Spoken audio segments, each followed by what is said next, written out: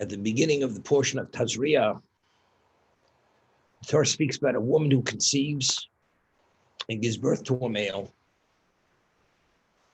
And the Torah speaks about that due to the birth process, she's contaminated for 7 days. On the 8th day, she's able to immerse herself in a spiritual pool, what we call a mikvah, and she achieves purity.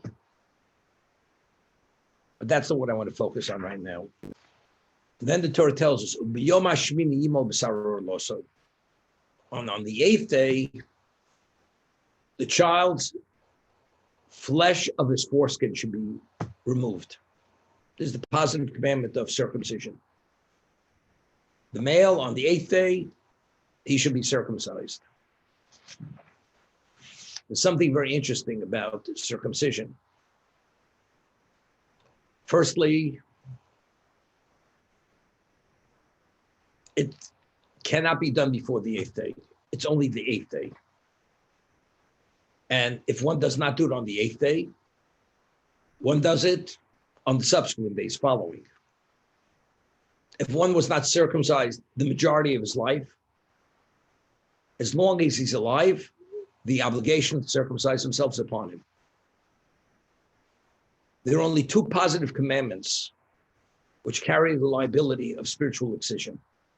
Every situation of spiritual excision, it entails transgression. For instance, if one eats on Yom Kippur, the liability is spiritual excision. If one eats a certain fat of a kosher animal, which is classified as chelev, spiritual excision, because of the severity of the transgression, one engages with a relationship, sexual relationship, which is forbidden, such as incest and sexual relationship. Many of them carry the liability of spiritual excision. But the only time you're liable is you have to be proactive to cross that line. Actively transgressing. The 2 commandments, when you remain in the passive state, although you did nothing overtly wrong, but not being active causes the person to be subject to spiritual excision. What are they? If a Jew remains uncircumcised, for not circumcising yourself, the liability of spiritual excision is there. And also, on the 14th of the month of Nisan, every Jew is obligated to bring a Paschal lamb, or to be part of a group who's going to be eating the Paschal lamb on the 15th night of Nisan, which is the Seder night. If one chooses not to, so he's refraining. It's a refrain. It's not actively transgressing. For not participating in the Paschal lamb, the liability is spiritual excision. So we find circumcision, not being circumcised carries the liability of spiritual excision, and not participating in the Paschal lamb. 2 positive commandments.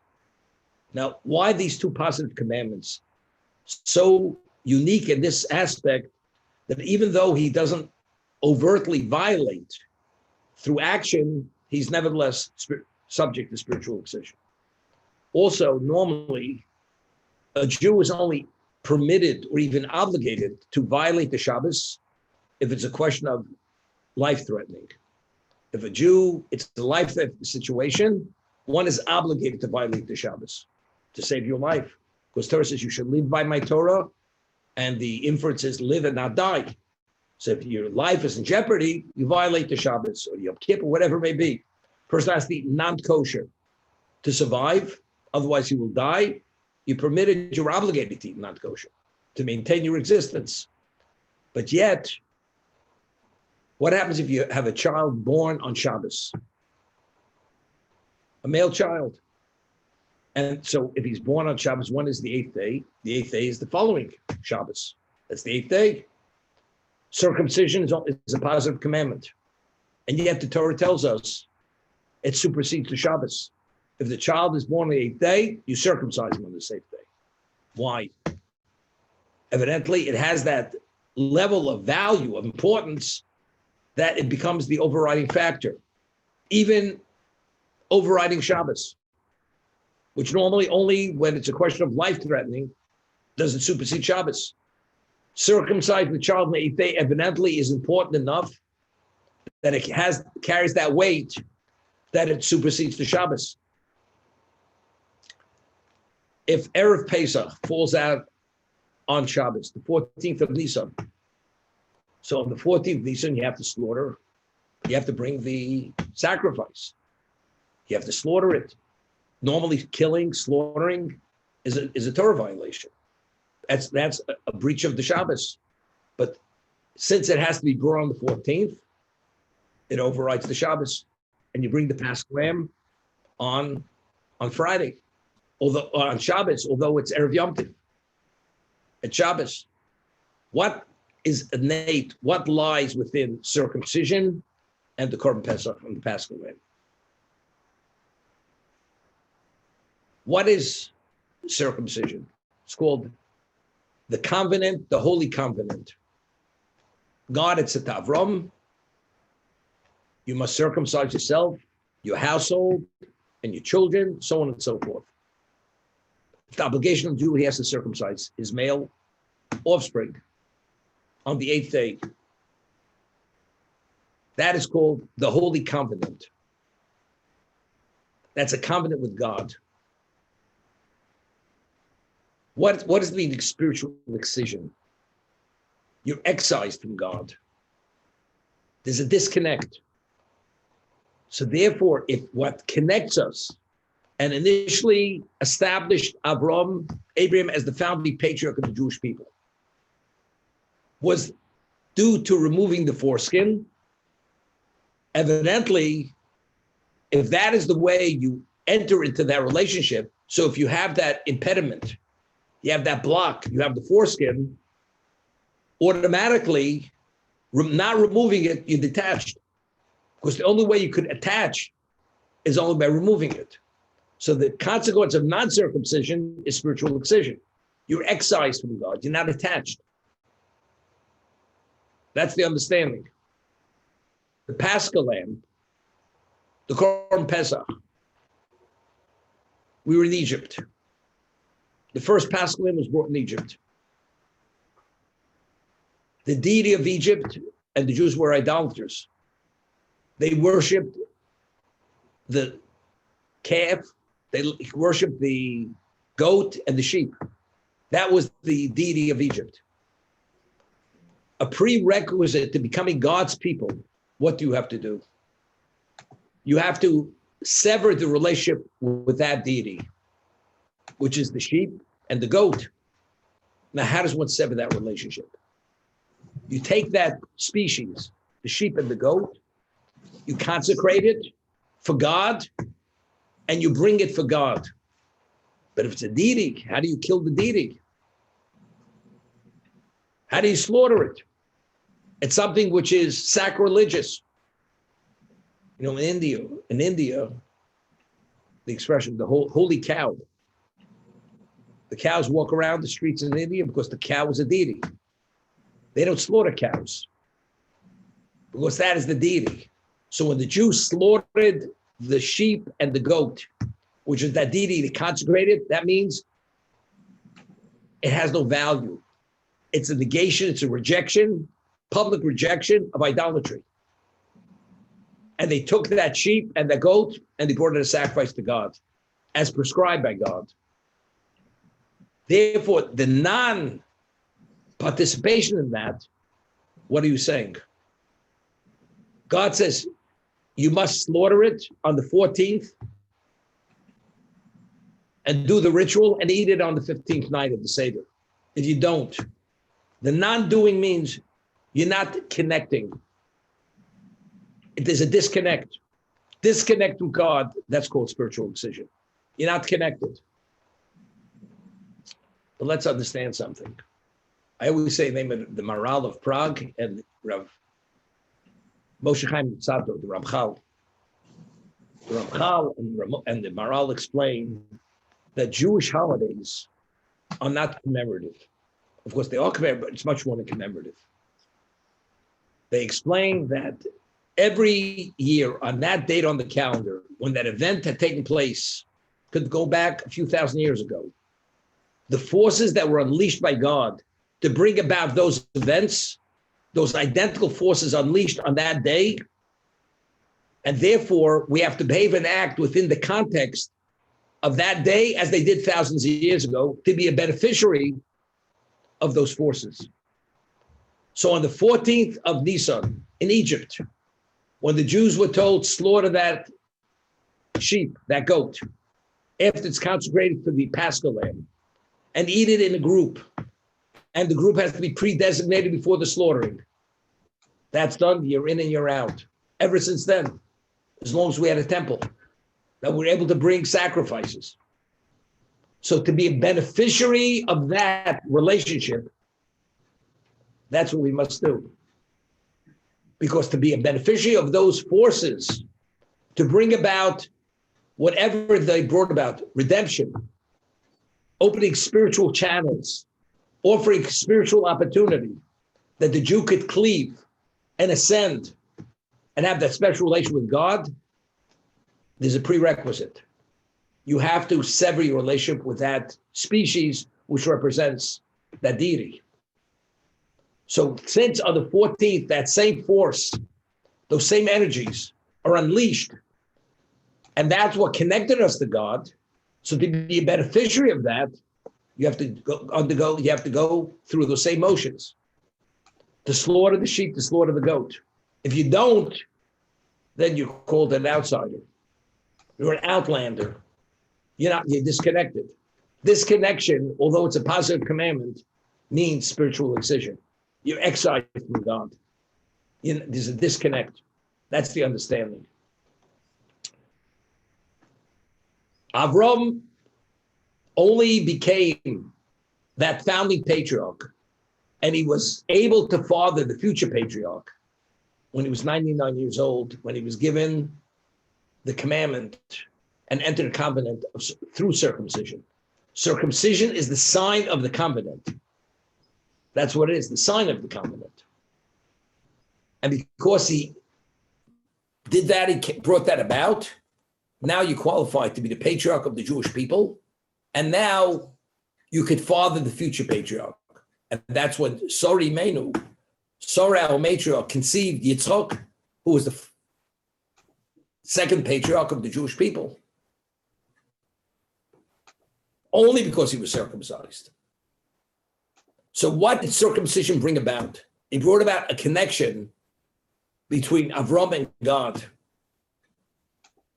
Circumcision, removing that foreskin, allows us to connect with God. It opens all spiritual channels. Otherwise, we're cut off.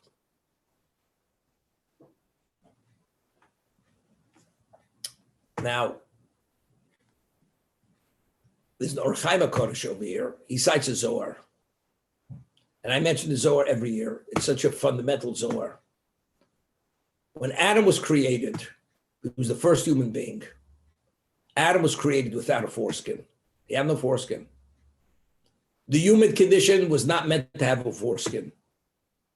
God says to Adam when he's in the Garden of Eden, you're permitted to eat from all the fruits of the garden, but there's one tree that you're not permitted to eat of, the tree of knowledge, which is the fruit of good and evil. Meaning if you ingest that fruit, you're allowing something which is evil, which is the antithesis of spirituality, which God cannot tolerate to be intermingled in your system. When he ingested that fruit, an expression of that evil within his body was the foreskin covering his male organ. That's what happened.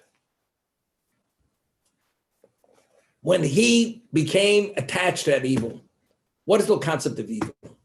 We said earlier, if something is absolutely clear, there's no choice. Choice is only when there's a certain degree of ambiguity and vagueness, and you have to rein in on yourself to be able to really understand the truth of what something is, to make a correct evaluation and act on that evaluation. That's choice. You have an alternative, which seems to be something which is viable and plausible, and after you make your evaluation, realize it's not acceptable, and you make your decision. That's what choice is.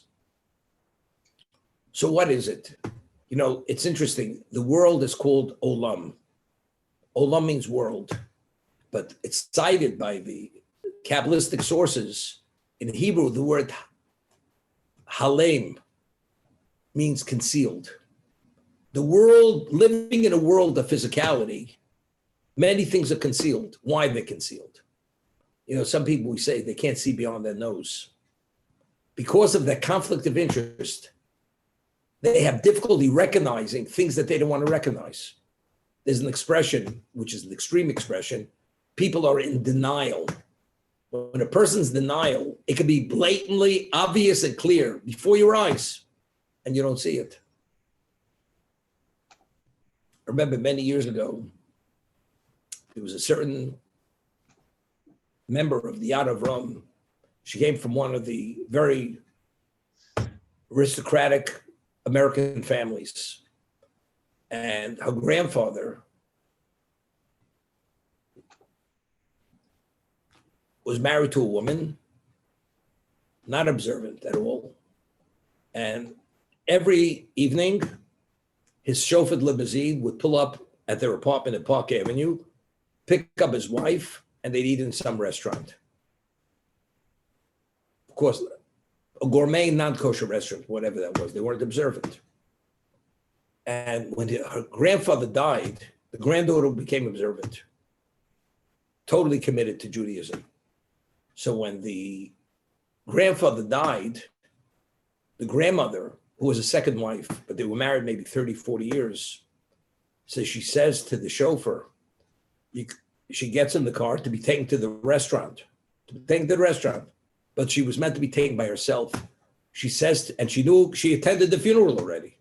She says to the chauffeur, are we going to my husband's office to pick up my husband to go to, and she was not seen on it. She couldn't accept the fact that her husband was no longer alive to accompany her to this restaurant. You understand what a level of denial, it was too painful for her to recognize that reality. That's extreme. But there are many things that if we wouldn't have our conflicts, they would be blatantly clear. But being a physical being, it's synonymous with being conflicted. We're all conflicted. And that conflict does not allow us to see things as we should see them. And therefore, very often, we fail because we see wrong as right and right as wrong. Because that's based on our conflicts. Because that's the way we want to see it. And we justify, we rationalize. Therefore, the world is called Olam from Helim. There's a lot of ambiguity there. And to see it clearly, you have to have a special ability. That's what study of Torah is so essential, which King Solomon says, Ner mitzvah Torah or. What is the illuminator?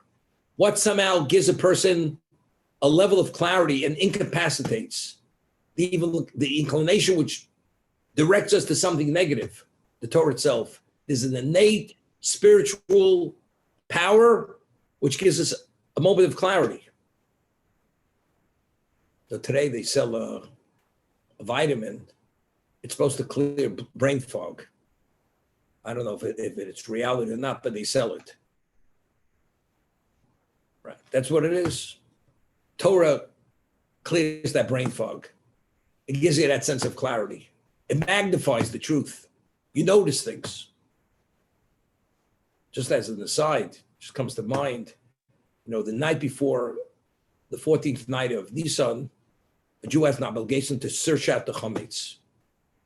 And any location where chametz was brought, 11 products were brought, you have to search it out to make sure it's not there. And even to look in the crevices and the crannies.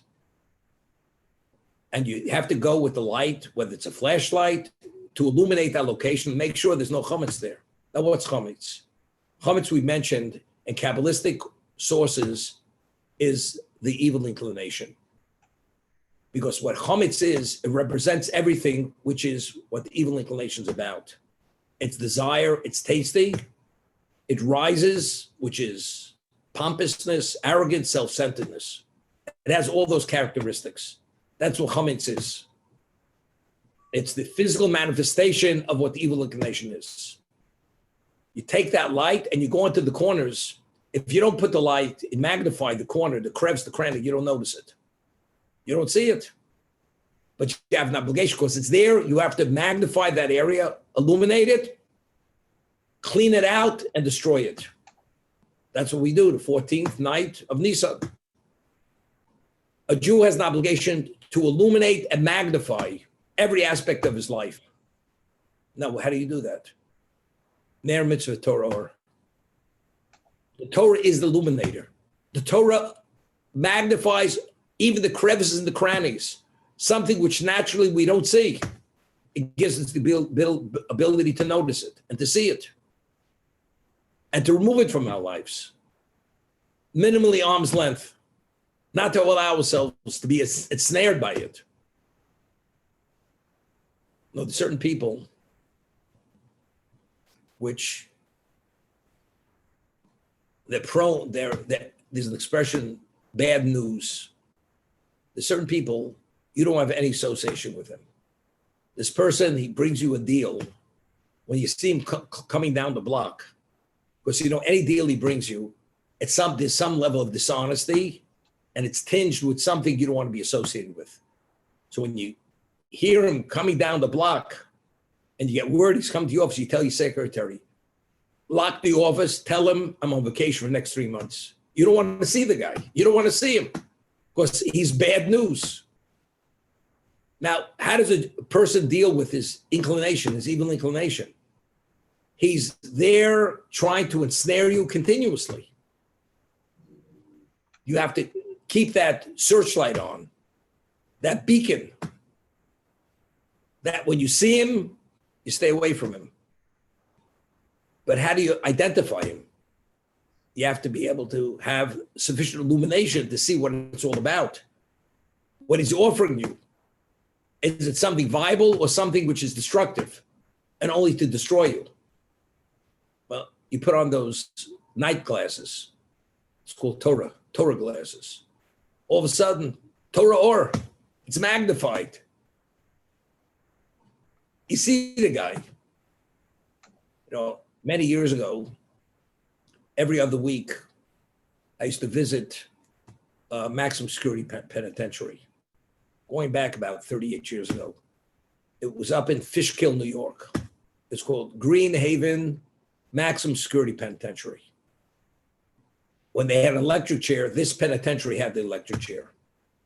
And people were there for 25 years to life. They were sentenced to be there. And why did I go there? Because in those days, they passed a law, a drug law, that if you were caught with drugs, it was the time of the Rockefeller administration, you would get 25 years to life for any drugs. If you had drugs, selling, whatever it was. However, this penitentiary had something special there. They provided kosher foods. Even if a person who had a year sentence, if you wanted to have observed dietary laws, you went there, although you're there for a year.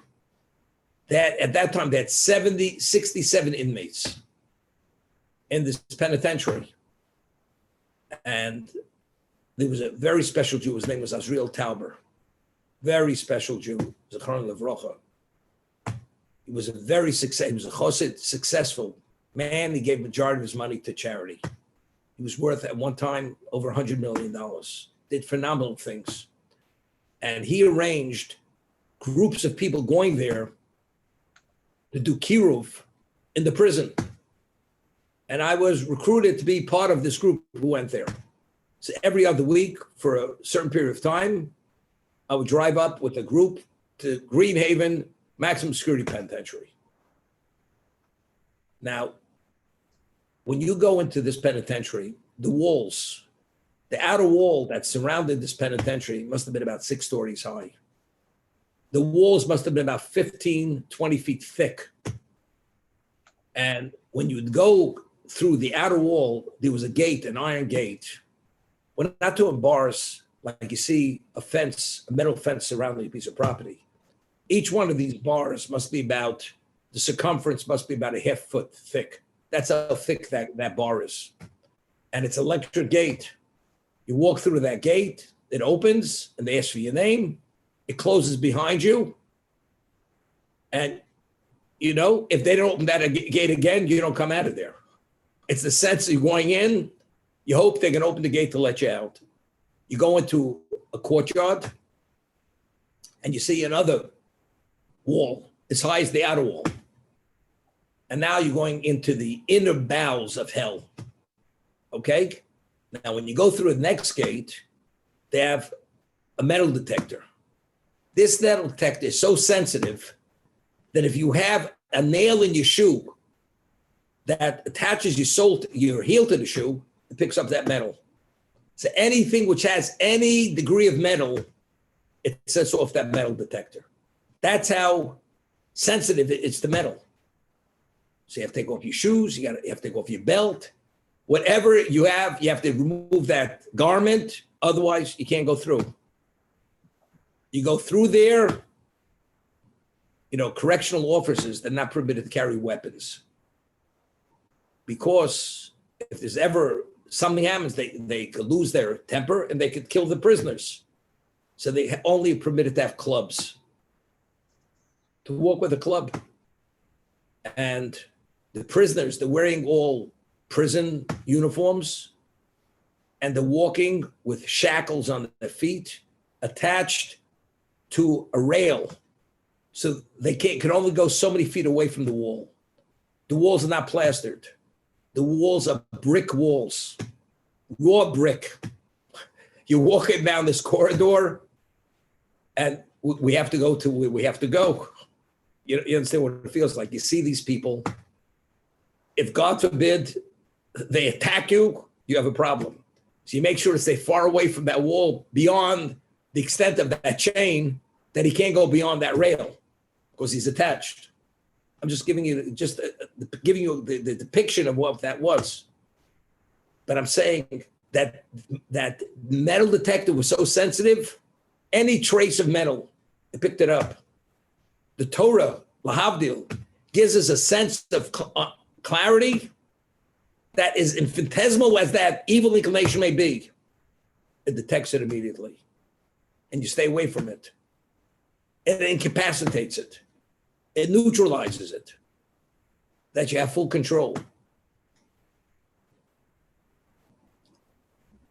That foreskin is the expression of that evil.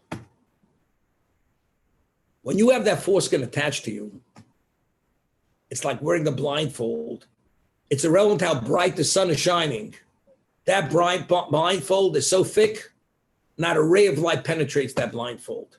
When that foreskin, which is an expression of the evil of the tree of knowledge, is attached to the Jew, all spiritual channels are totally closed down. You can be exposed. It's like wearing a wetsuit and going in the ocean. As much water is in the ocean, that water is not touching your body where the wetsuit is covering. That's the blockage of that foreskin because it represents that evil. The Jew was given the mitzvah, a commandment, and this is the sign of the covenant. To have a relation with God, that foreskin has to be removed. When you remove it, it's like taking off that blindfold, and now all of a sudden, you're able to breathe. It's like a tourniquet. You have a tourniquet on one's limb long enough, the blood stops flowing through that limb. It doesn't allow anything to come through. That is the mitzvah of what? Of circumcision. Remove the covering, the foreskin of your flesh. Only then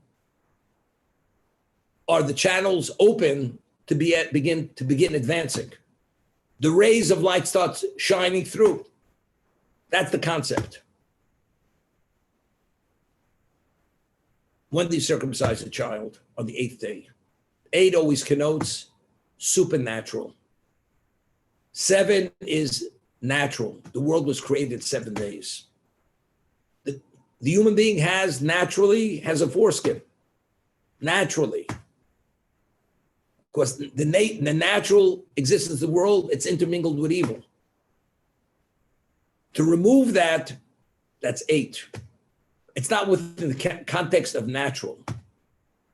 But the Jew being God's people, which transcends the physical, we're given this commandment. If you want to have a relationship with the supernatural, with God, you have to remove that foreskin. Because that foreskin is a representation of everything which is contrary to what God stands for. And only once you removed it, then you could have a relation with God. That's the understanding. Therefore, it even supersedes the Shabbos. That's how important it is that the child that's born on Shabbos is circumcised on Shabbos. Because at all costs, that has to be removed.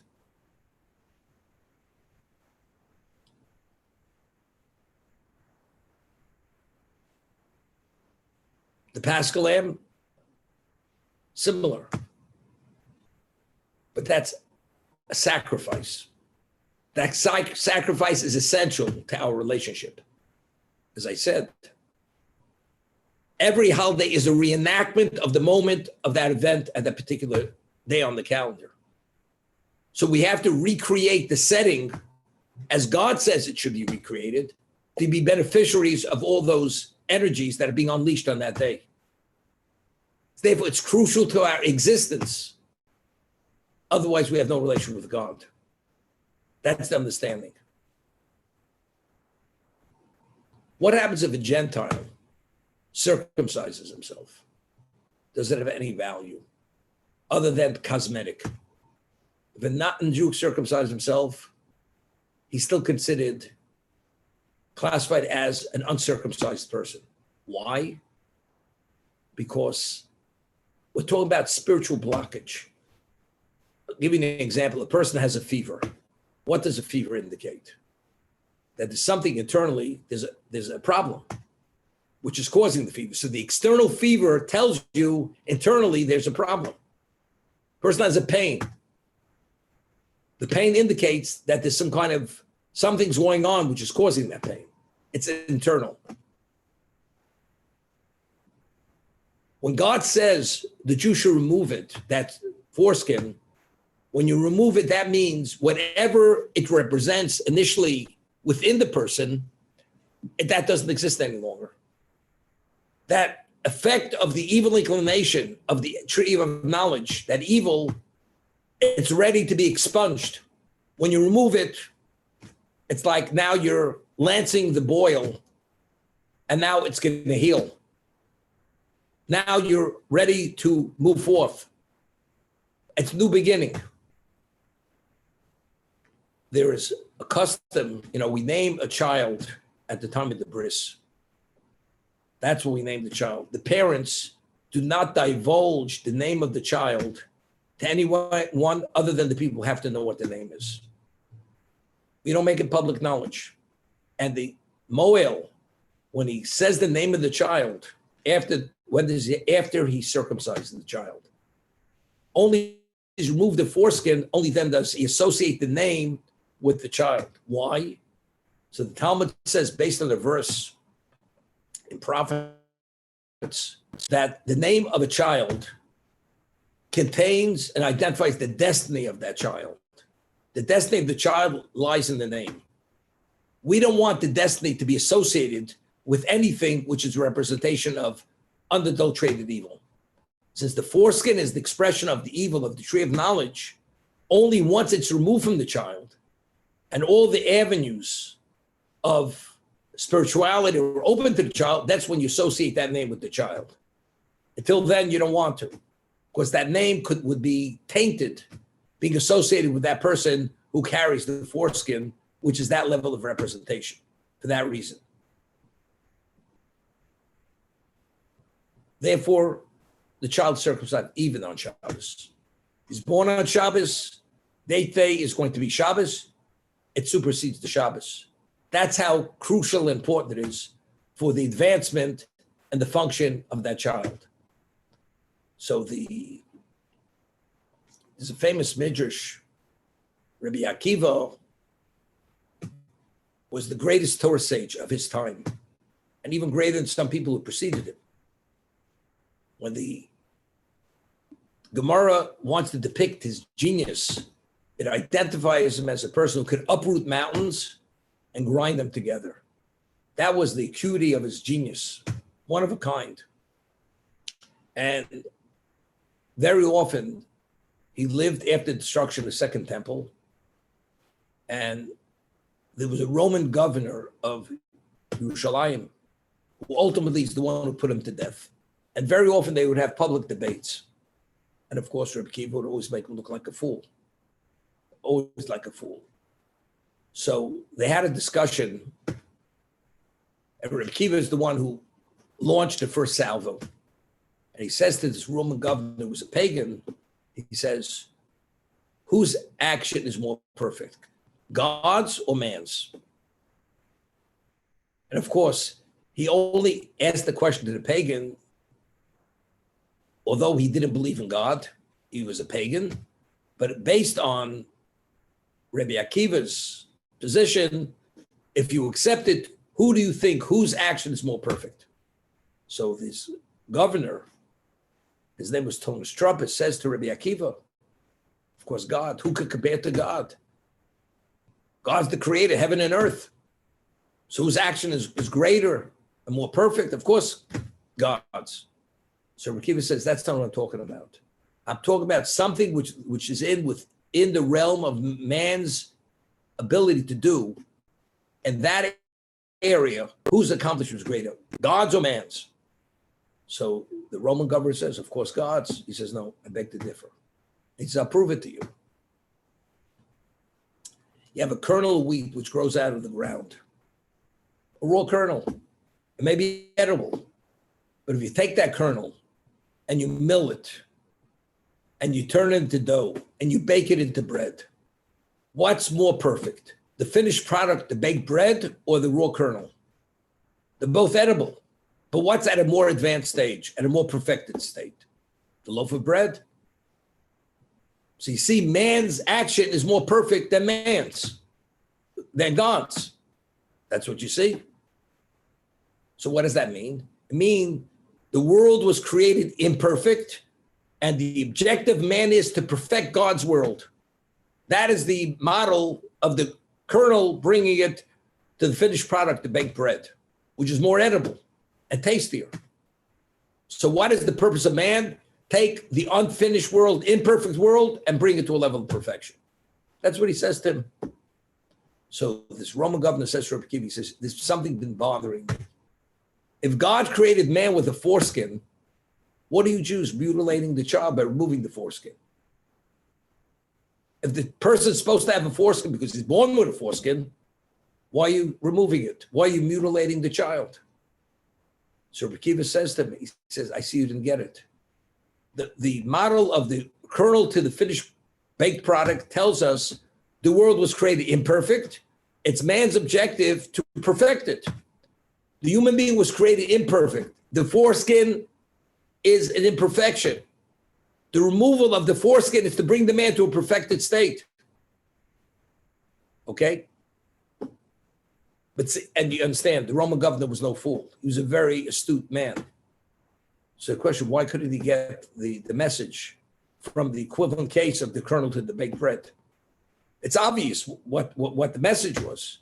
If that's the objective, take what's imperfect and perfect it. So it's obvious the person is imperfect, the foreskin, remove it to bring him to a more perfect state. But yet he didn't get it. Why didn't he get it? So Rav Chaim HaKadosh explains what we're speaking about. The kernel to the finished product, it's obvious and it's reality. One is more edible, one is more developed, one is more advanced. But how, by taking off the foreskin, how is that an act of perfection if you cut off your finger? Well, you have 5 fingers, person now has 4 fingers on each hand. Are you more perfect? Because you removed the finger, you severed a limb? Of course not. So if the human being is supposed to have a foreskin, according to this Roman pagan's understanding, how, by removing that foreskin, why is that not called mutilation? How is that perfection? Within the realm of physicality, how do you process it? The kernel to the first finished product, the loaf of bread, it's understandable. But how do you process it? The answer is he can't. He doesn't have the capacity to process it. Because the whole concept of evil, representation of evil, and this is only the tag which indicates that evil, he has no relevance to that. It's not part of his tool chest, so to say. He doesn't understand it. Therefore, he didn't have the takeaway. Reb Kiva, who of course understood it, says, you don't get it, but it is the equivalent of that.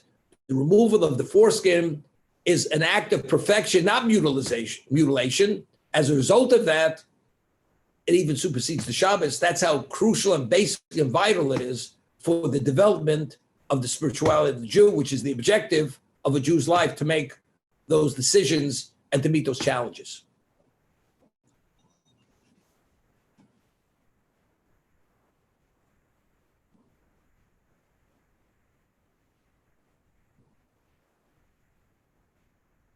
Over here, there's the Balaturim. And he writes that this verse, on the 8th day, you will circumcise the flesh of his foreskin, has the same number of words and letters as the verse of Vayichulu. We find that after God created the world, it says Vayichulu, and we say this Friday night, Vayichulu. It has the same number of words and letters. Why? As he says, because circumcision supersedes the Shabbos. The Tim tell me that. That this and Shabbos is the equivalent of the same thing. So this is Shabbos is, we say, is a semblance of the world to come. You have a relation with God. When you remove the foreskin, that's how you establish your relation with God. Therefore, it's one and the same. The letters and words, same number. That's the Balaturim.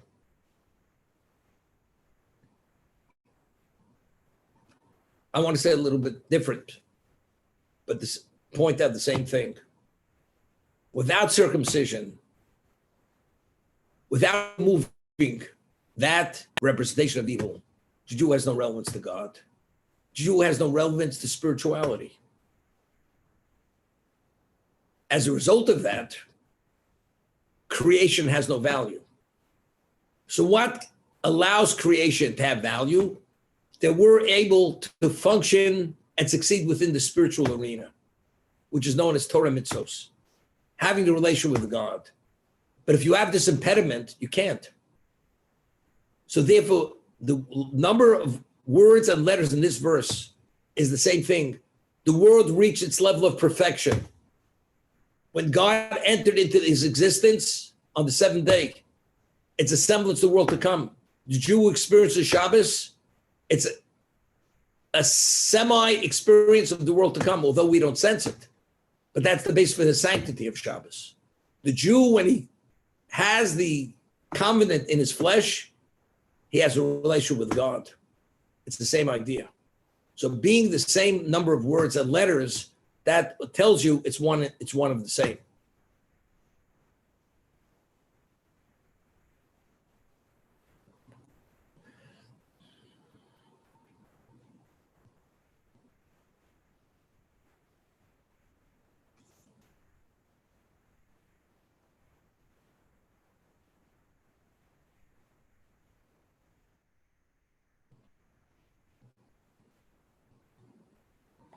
The owner who's qualified to be the moel, this is a problem.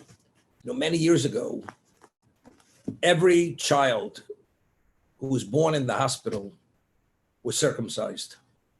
Every child, even non-Jews were circumcised. In the 50s and until the 60s, every child in the United States, the vast majority were circumcised. Unless you said you didn't want it, the child was circumcised. Then it changed. But Jewish people, the obstetrician, before the mother is released from the hospital, it's on the 2nd and 3rd day, the doctor circumcises the child. And she takes the child home circumcised. Now the question is, the child circumcised before the 8th day, which is not the prescription of circumcision. In addition, very often, the doctor's not a Jew. If the doctor is not a Jew, it's not a valid circumcision. It's not valid. Only a Jew is qualified to be what we call the moel, the circumciser. Why? Again, this ritual, removal of the foreskin, as we said, it's not a cosmetic procedure. It's not. If a non-Jew goes and slaughters a sacrifice according to specification, follows it perfectly, it's not a valid sacrifice because you have to be a Jew to do the service in the temple. And you have to be a Kohen. If you're not a Kohen, also, the sacrifice has no value. So you have to meet certain criteria. What criteria that this action should activate all the spiritual senses in a Jewish child? You have to be a Jew. Because only Jew has a representation of that spirituality himself. Therefore, only he's the one who's qualified to remove it. Because it's just not removing something which is an external covering. It's much more than that. When you remove that, you activate the soul of the Jew that he has another level of capacity, as we explained.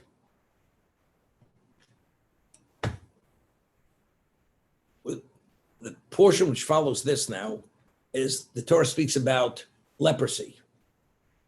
What is leprosy? Leprosy is not the degenerative disease or the contagious disease that we have leper colonies. That's not what the leprosy of Torah is. Leprosy is purely a level and intense discoloration of the skin, which indicates that the person is failing spiritually.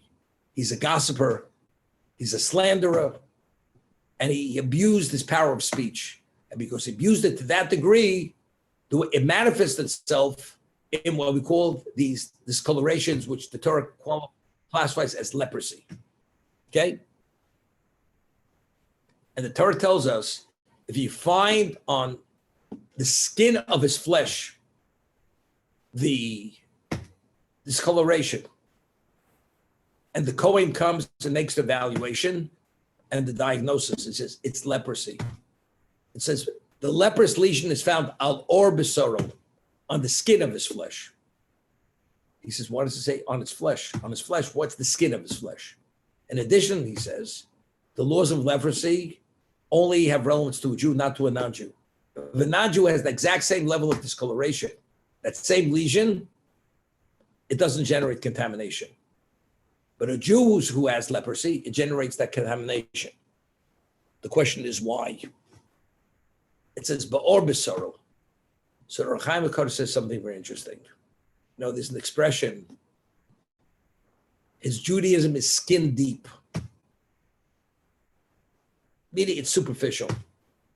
Skin always, when we say on the flesh of his skin, that means to what degree does this lesion represent in terms of affecting the essence of the person? It's called superficial. It's a superficial deficiency. That's why the Torah says, or besoro. However, regarding a Gentile, his flesh is leprosy. Whatever leprosy represents, that's his essence. His essence represents the negative. The leprosy is the equivalent, that's a derivative of the tree of knowledge. The Jew himself has no relevance to that. It's only circumstantial that we get involved there. The non-Jew, that he was never extricated from the effect of the tree of knowledge, it's fully embedded in his essence, and therefore there's no way he could ever recover from that, because that's his essence, what he is. Therefore, by the Jew, it says or besoro, on the skin of his flesh. By the non-Jew, it's his flesh. Talmud tells us, something we say in the Aggodah, we say in the Aggodah, which we recount what God did for us. We speak about Yaakov when he was in his father's home and how he fled under the cover of darkness with his family. And when Lavan finds out that his son-in-law duped him and deceived him and fled, he chased him with a vengeance to kill him, to kill Yaakov and kill his children. God comes to him in a dream and says, hands off. I don't want you to touch Yaakov, whether it's good or bad, regardless what your intention is, you're not permitted to go near him. And he pursues Yaakov, he catches up with him, and he says, I want to explain you something. If I want, I could kill you. But the reason why I'm not is because God said, keep your hands off you. I will not touch you. But otherwise, I would have killed you. If God would allow me to, but I won't, because God doesn't allow me to. So if that's the case, did Lavan kill Yaakov or not kill Yaakov? Evidently, he didn't kill him. Because Yaakov came back to Canaan with his family, went to Egypt. It's a whole reality of life which followed. But yet, the Torah, when it speaks about Lavan, it says, Arabi Ovedovi. The Aramean destroyed my father. What do you mean destroyed? He didn't destroy him. He wanted to, but God didn't let him. So the Talmud draws from this that regarding a non-Jew, machshava ra mitzarefes lamasa. If a non-Jew has an evil thought to perpetuate and to bring about, to perpetrate, not perpetuate, to perpetrate, to bring it about, and somehow it's foiled at the end, he's held accountable for that evil thought. Why? Because if not for God foiling it, it would have come to fruition. Where do we learn this from? Because it says, Lavan killed Yaakov. He destroyed Yaakov, but he didn't. There it says, why didn't he? Because God didn't allow him to. But if he would have been allowed to, he would have. Therefore, although it was only the thought level, but since it would have come to fruition, he's held accountable as if he did. That's the Talmud. This is only by a non-Jew, not by a Jew. Why do we differentiate between a Jew and non-Jew? Because the Jewish people, as a result of what happened at Sinai, that we had the effect of the tree of knowledge mostly vaporized, and we have the mitzvah of circumcision, we only have relevance to evil, but it's not embedded in us. So until the Jew actually perpetrates it and brings it and actualizes it, he hasn't done the wrong thing yet. I mean, is it admirable to have the thought to do the wrong thing? The answer is no. But to be considered as if you actually carried out the act, it's not attributed to the person. Therefore, leprosy for the Jew is only orbisor, it's skin deep. It's not his essence, because his essence is pure due to what happened at Sinai. The non-Jew, on the other hand, it's besoro. It's not the skin of his flesh, it's his flesh. Therefore, as a result of that, we don't speak about the leprous lesion on his body, because his whole essence, his whole entity is that level of representation.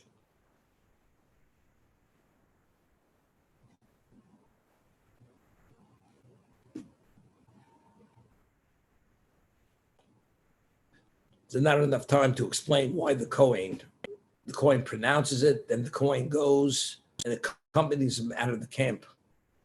And we'll leave it to next time. Stop here.